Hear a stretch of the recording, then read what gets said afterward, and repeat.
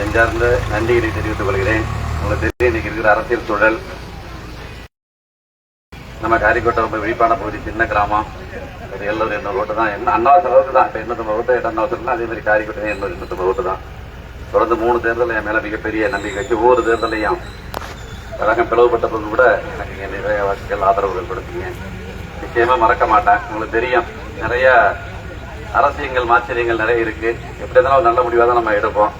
அது நம்முடைய தொகுதி மக்களுக்கு, நம்முடைய தொகுதி நீங்க கேட்ட கோரிக்கைகளை நிறைவேற்றி கொடுப்பதற்கு, தொகுதி வளர்ச்சிக்கு என்னை நான் ஈடுபடுத்திக் கொள்வேன், அர்ப்பணித்துக் கொள்வேன். நம்முடைய காரிக்கோட்டை பொறுத்த வரைக்கும் என்ன திட்டங்கள் நீங்க கேட்டாலும் நான் செஞ்சு கொடுக்கறதுக்கு தயாரா இருக்கேன்.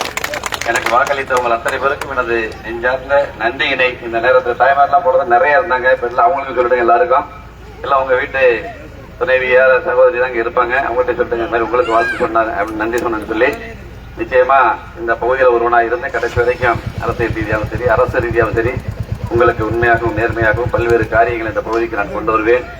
காரிக்கோட்டையை மறக்க முடியாது. 278 ஓட்டுகள் சாதாரண ஓட்டுல மொத்தம் 1566 ஓட்டா நம்ம ஜெயிச்சிருக்கிறோம்.